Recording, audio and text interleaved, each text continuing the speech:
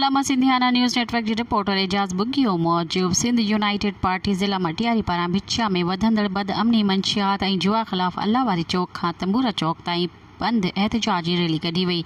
Rally में शहरनि सियासी समाजी अॻवाननि ऐं पार्टी जे कारकुननि वॾे अंग में शिरकत कई। इन मौक़े ते SUP ज़िले मटियारी जो शकूर नाज़ ख़ासकेली, अनवर बुरड़ो, राजा वज़ीर संग्रासी, सोहेल टालपुर, वज़ीर चारण, गुल हसन पहोड़ ऐं ॿियनि सख़्त नारेबाज़ी कंदे चयो त भिक्षा ऐं उन जे आसपास मंशियात ऐं जुआ सरेआम हलंदड़ आहे, पर पुलिस उन्हनि ख़िलाफ़ को क़दम न पई खणे।